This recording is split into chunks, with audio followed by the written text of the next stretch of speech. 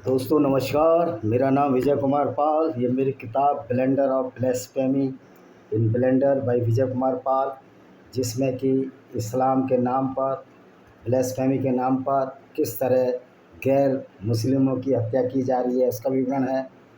दूसरी किताब है ये मेरी, वेनेमस फैंग्स ऑफ कोबरा, किस तरह से इस्लाम के नाम पर लोगों का आज तक कत्लो गारत किया गया है। तीसरी किताब है democracy of Indian, panorama of democracy in Indian सब कॉन्टिनेंट, किस तरह से मजाक बनाया गया है डेमोक्रेसी का और हिंदुओं को सताया गया है। इस तरह से मेरी विभिन्न किताबें हैं। इन्वेडर्स एंड हिडन फैक्ट्स, ये भी एक किताब है। ये सब आपको अमेजॉन और फ्लिपकार्ट पर मिल जाएंगी।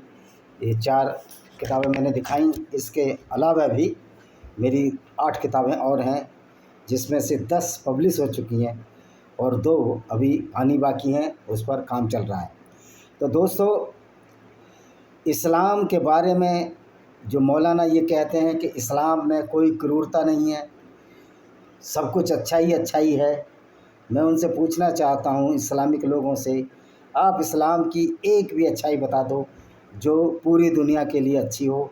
निश्चित तौर पर ये एक भी बात नहीं बता पाएंगे, एक भी अच्छाई है इस्लाम की नहीं बताएंगे, क्योंकि जो इस्लाम की बुनियाद है वो नफ़रत पर तुली है। और मज़े की बात है, अब किसी भी मौलाना से मस्जिद में जाके चुपचाप पूछ लीजिए कि शिर्क बुरा है, शिर्क मतलब मूर्ति पूजा बुरी है या बलात्कार बुरा है, तो वो बोलेगा कि मूर्ति पूजा बुरी है, बलात्कार बुरा नहीं है।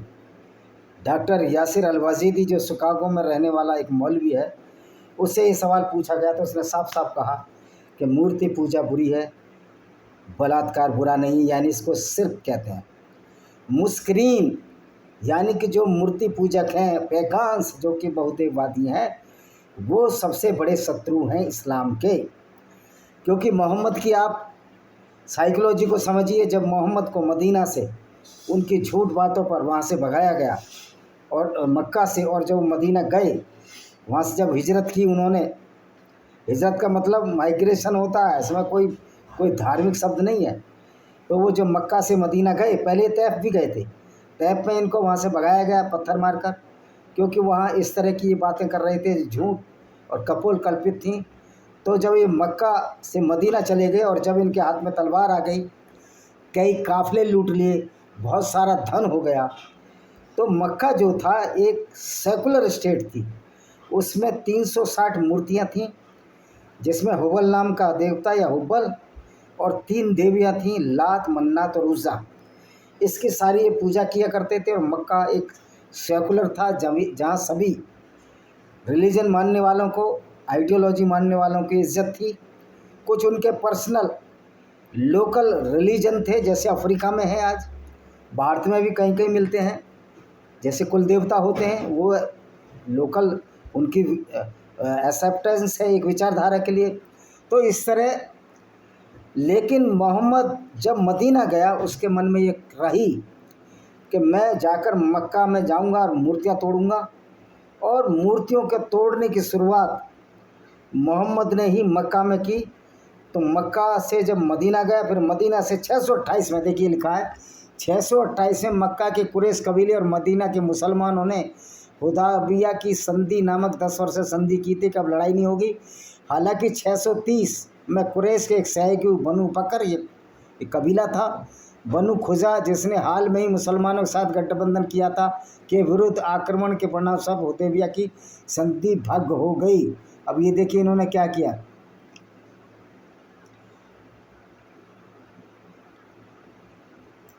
अल तबरी एक लेखक है।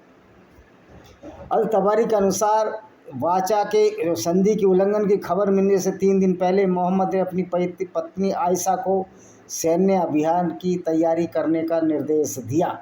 और आयशा थी क्या साल की, जब पता है आपको, जब मोहम्मद की डेथ हुई 622 में, तो आयशा 18 साल की थी। और इन्होंने इसको जीत 40 थे, हाँ देखिए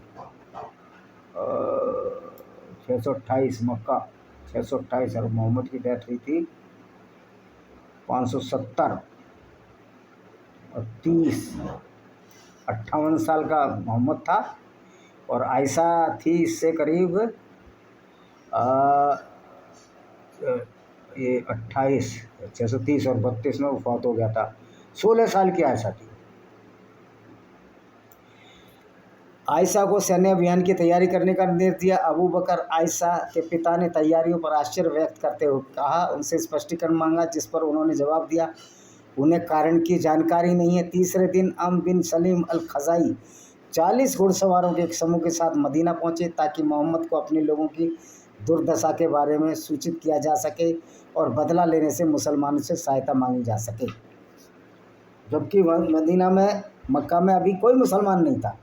मदीना के लोगों को जल्दी पता चल गया कि कुरैश ने संधि का उल्लंघन किया। बाद में बुरदैल और अबू सुफियान इब्न हरम के आगमन की खबर की पुष्टि हुई। अपनी सैन्य योजनाओं के बारे में खबरों को पूरी तरह से रोकने के उद्देश्य से मोहम्मद ने अबू कतादा बिन रबी के नेतृत्व में 8 व्यक्तियों की एक छोटी इकाई को मदीना के करीब अदम के आसपास के क्षेत्र में भेजा, जिसका उद्देश्य लोगों का ध्यान भटकाना था और उसके ध्यान के वास्तविक उद्देश्य को स्पष्ट करना था। हर जगह इतना डर था कि मोहम्मद के एक विश्वसनीय अनुयायी हातिम ने गुप्त रूप से एक महिला दूत को मक्का में एक पत्र के साथ भेजा जिसमें मुसलमानों द्वारा किए हमले की जानकारी थी। ऐसा माना जाता है कि मोहम्मद को रहस्य उद्घाटन के माध्यम से हातिम के कार्यों की खबर मिली और उन्होंने अली अल मिकदाद को दूत को पकड़ने का निर्देश दिया।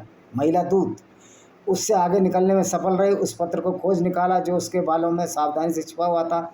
मोहम्मद ने हातिब को बुलाया और उससे पूछा, हे अल्लाह के रसूल,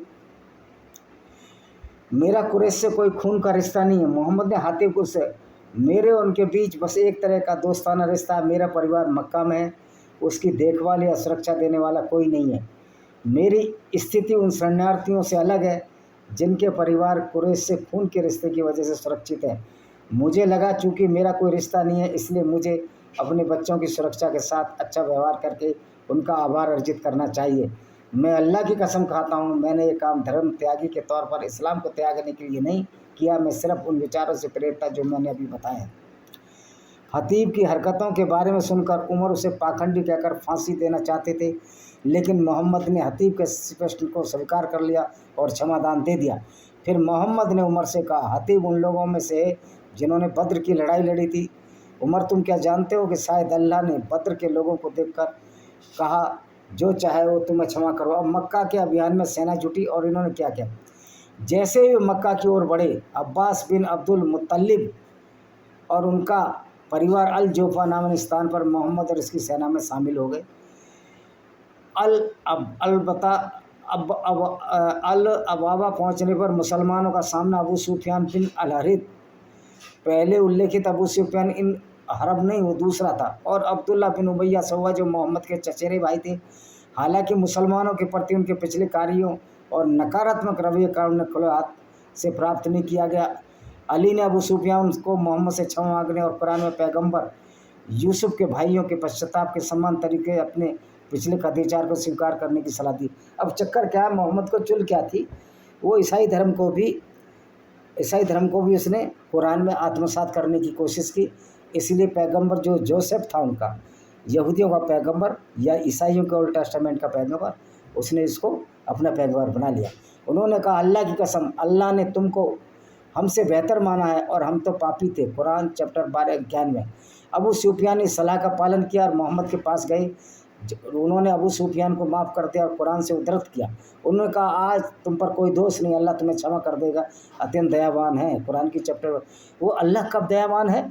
जब आप मुस्लिम हैं। और जब अल्लाह दयावान कब नहीं है? जब आप मुस्लिम नहीं हैं। जब आप मुस्लिम नहीं हैं तो आपको तो कत्ल करना ही करना है या आप पर जजिया थोपना है। ये इस्लाम है।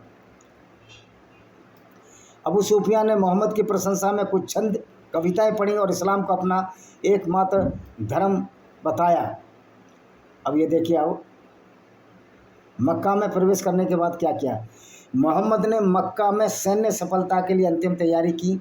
उन्होंने खालिद इब्न अल वालिद को सेना के दाहिने हिस्से का नेता नियुक्त किया, जैसे कि वो बाबर करता था तुगलमा। ये सब क्रूर जो विचारधारा है जो इस्लाम की, उसी को बाबर भी फॉलो करता था। उसके अधीन असलम, सुलेम, गिफर, मुजेना और जुहेना जनजातियों को मक्का के निचले रास्ते से प्रवेश करने के लिए नियुक्त किया। जुबैर इब्न अल अवाम को बाएं हिस्से का नेतृत्व करने और ऊपरी हिस्से में मक्का पर धावा बोलने के लिए नियुक्त किया गया। अबू उबैदा को पैदल सेना की कमान सौंपी गई और उन्होंने घाटी के रास्ते शहर में घुसने का आदेश दिया।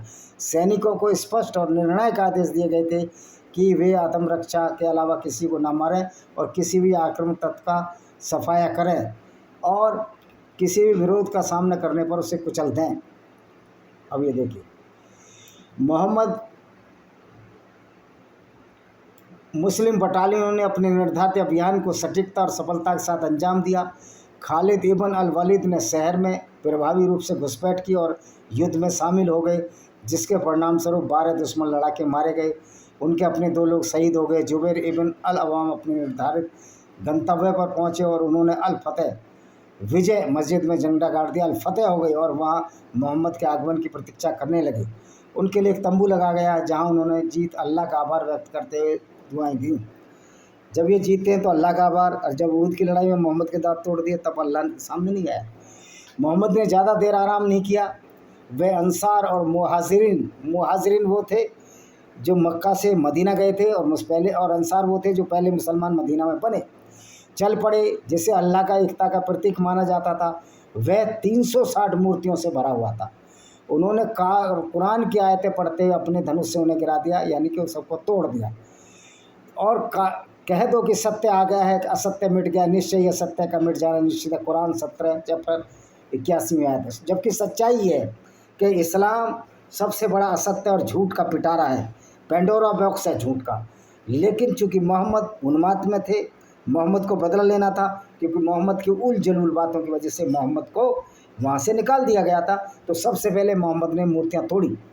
यही वजह है कि मोहम्मद की सुन्नत पर चलकर महमूद गजनवी ने मंदिरों में मूर्तियाँ तोड़ी, चर्चों की मूर्तियाँ तोड़ी, और जहाँ जहाँ भी बुद्ध की प्रतिमाएँ तोड़ी गईं वो इसलिए तोड़ी गईं कि ये मोहम्मद की सुन्नत है। मोहम्मद की सुन्नत है कि मूर्तियों को तोड़ा जाए। उसके बाद देखिए, मोहम्मद ने अपनी सवारी पर सामान्य परिक्रमा पूरी कर दी। परिक्रमा पूरी करने के बाद उन्होंने काबा के चाबी धारक उस्मान इब्न तला को बुलाया, जिस पर चाबी थी, उनसे चाबी ली। उन्होंने काबा में प्रवेश किया और पैगंबर इब्राहिम और इस्माइल की मूर्तियों को देखकर भविष्यवाणी के तीर छोड़े। उन्होंने कुरैश की इन प्रथाओं की कड़ी निंदा की, आदेश दिया सभी मूर्तियों, प्रतिमाओं और पुतलों को नष्ट कर दिया जाए।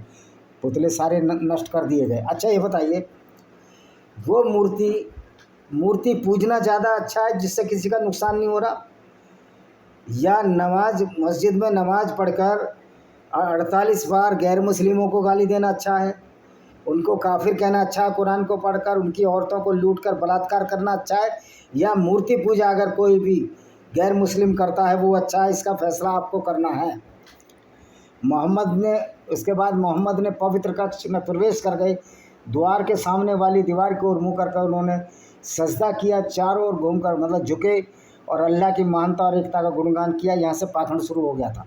कुछ ही देर बाद वे द्वार पर लौट आए। उसकी ऊंची सीढ़ी पर होकर नीचे उमड़ी भीड़ को देखा और एक प्रसिद्ध भाषण दिया, अल्लाह के सिवाय कोई ईश्वर नहीं है, उसका कोई सहयोगी नहीं, यानी कि सीधा सीधा दूसरे लोगों की आस्थाओं पर चोट पहुँचाई। उसे अपना वायदा किया, उसने अपने दास को थामा, उसकी मदद की, अकेले ही सभी संधियों को हराया कि जो इकट्ठे हो गए थे। ये संगी थे ना, सारे संघ बनाया था, इसलिए मुसलमान RSS वालों को भी संगी कहते हैं। क्योंकि लेकिन यहाँ अब ये पूरा होने वाला नहीं है सपना तुम्हारा, ये गजबा हिंद वाला। ध्यान रखें कि विशेषाधिकार घर दवा चाहे खून का हो, संपत्ति का मेरे अधीन है, सिवाय अलकाबा की सुरक्षा और तीर्थ यात्रियों की पानी की आपूर्ति के। ध्यान रखें, जो भी कोई मारा जाएगा भले ही जानबूझकर डंडे चाबुक से, उसके खून का पैसा बहुत कठोर है। 100 ऊँट जिसमें 40 गर्भवती हों। एक कुरैश वालों, अल्लाह ने तुमसे इस्लाम से पहले के ज़माने का सारा घमंड और तुम्हारी नस्ल का सारा घमंड मिटा दिया। ये किसको कह रहा है? मोहम्मद अपने कबीले को कह रहा है। यानी कि एक व्यक्ति लुटेरा अपने को पैगंबर घोषित कर रहा है और अपने कुरैश कबीले को, जो बेचारे बिजनेस करते थे, यहूदी थे, वो किसी का नुकसान नहीं करते थे, उनको ही धमका रहा है। यानी उल्टा चोर कोतवाल को जांच रहा है।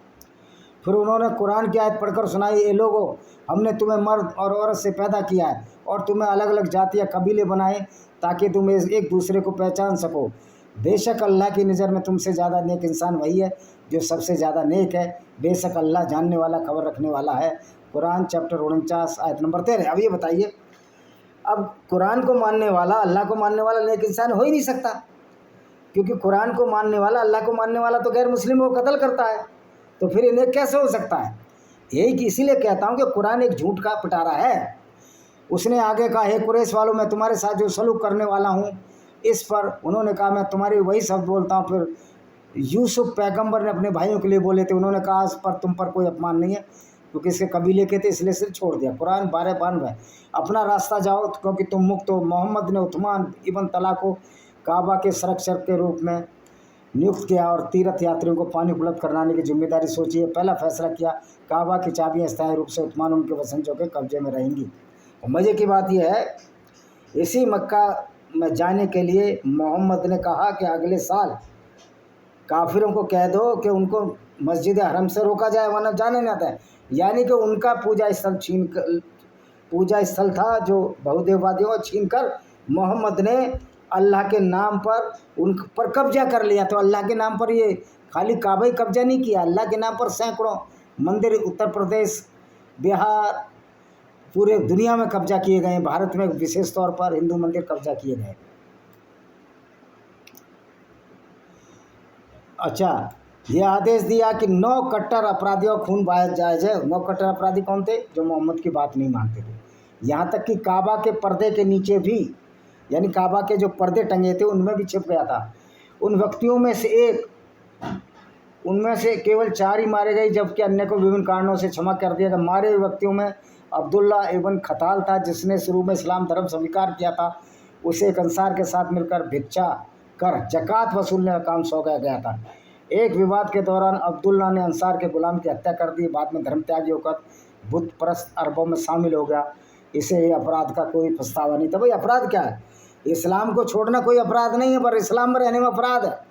उसने मोहम्मद पर व्यंग्यात्मक गीत गाने के लिए 2 महिला गायकों को भी नियुक्त किया था, जिसमें अस्मा बिनते मरवान भी थी, और उसको भी कत्ल कराया मोहम्मद ने।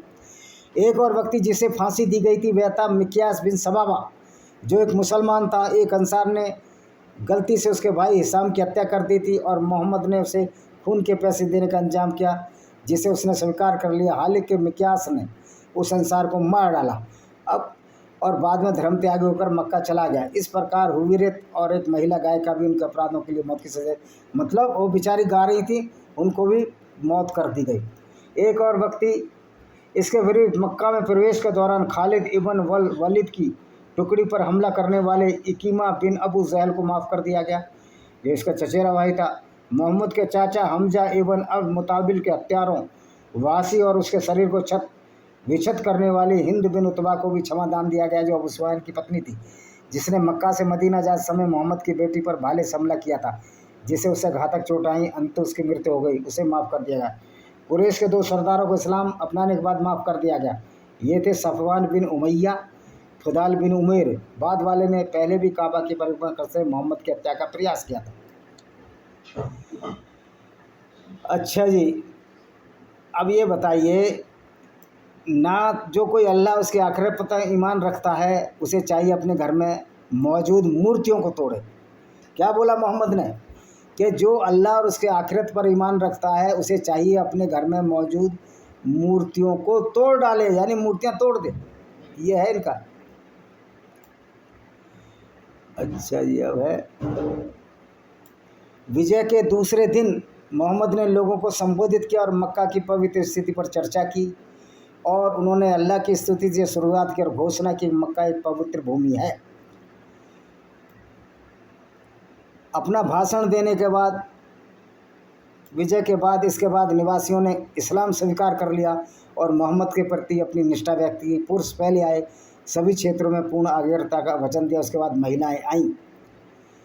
मोहम्मद ने उमर बिन खत्ताब के प्रतिनिधि के रूप में कार्य करते हुए इस शर्त पर अपनी निष्ठा स्वीकार की कि वे अल्लाह के साथ किसी अन्य देवता को नहीं जोड़ेंगे और वो चोरी में शामिल नहीं होंगे। चोरी नहीं करेंगे, लेकिन मुसलमान डकैती कर सकता है, गैर मुस्लिमों की धन दौलत को लूट सकता है। अबू सुफियान इब्न हरब की पत्नी हिंद बिन उतबा अपने चाचा हमजा इब्न अब्द अल-मुत्तलब की मौत में अपनी भूमिका सहित अपने पिछले कार्यों के लिए मोहम्मद द्वारा पहचाने जाने के डर से भेष बदल कर आई थी। जब उनसे पूछा गया क्या वे चोरी से परहेज करने के लिए सहमत हैं, तो हिंद ने शिकायत की उनके पति अबू सुफियान कंजूस है। हिंद ने कसम खाई अगर उसका इरादा उसकी अवज्ञा करने का होता तो वो अपनी निष्ठा की शपथ लेने नहीं आती। घर लौटकर उसने अपनी मूर्तियां नष्ट कर दी और पत्थर के देवताओं के बारे में अपनी पिछली गलत धारणाओं को स्वीकार किया। मोहम्मद 19 दिनों तक मक्का में रहे और उस दौरान लोगों को इस्लाम के सिद्धांतों की शिक्षा देने और उन्हें सही रास्ते पर ध्यान लाने का केंद्रित किया। उन्होंने हुसैन उसैद अल खुजाई को पवित्र स्थानों के स्तंभों का जीर्णोद्धार करने का आदेश दिया और विभिन्न क्षेत्रों में दूत भेजकर इस्लाम को स्वीकार करने का निमंत्रण दिया और मक्का के आसपास की सभी मूर्तियों को नष्ट करने का आदेश देते हुए कहा। तो अब ये देखिए मोहम्मद की सेना ने क्या किया। मोहम्मद की सेना ने एक सभ्यता का विनाश किया।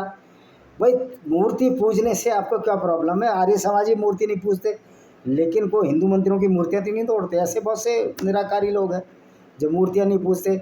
सिख भी मूर्तियाँ नहीं पूजते, तो क्या मंदिर में किसी राम और कृष्ण की मूर्ति की अवमानना करते हैं?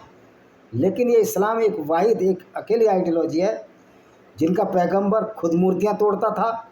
और मूर्तियाँ पूजना ज़्यादा बड़ा अपराध है, भले कि एक मुसलमान गैर मुस्लिम को बलात्कार कर दे, वो इतना बड़ा अपराध नहीं है। तो इससे समझ सकते हो कि इस्लाम किस तरह से एक विक्षिप्त आइडियोलॉजी है, विक्षिप्त विचारधारा है, जहाँ की मस्जिद में और मदरसे में लोगों की हत्याओं के षड्यंत्र बुने जाते हैं कुरान पढ़ पढ़ कर। अब बताइए मस्जिद और मदरसे में जो षड्यंत्र पैदा होते हैं वो ज़्यादा खतरनाक हैं या मूर्ति पूजक ज़्यादा खतरनाक हैं? इसका फैसला मैं आप लोगों पर छोड़ता हूँ। ये मेरी किताब है ब्लैक डॉट्स ऑफ टेररिज्म। इसमें सारे आतंकवादी ग्रुपों को क्या क्या किसको मारा, कब मारा, कौन सा पत्रकार मारा, पूरा विवरण है पिछले 15-20 साल का। इसी के साथ मैं इस वीडियो को विराम देता हूँ। वंदे मातरम, जय हिंद, आपका दिन शुभ हो।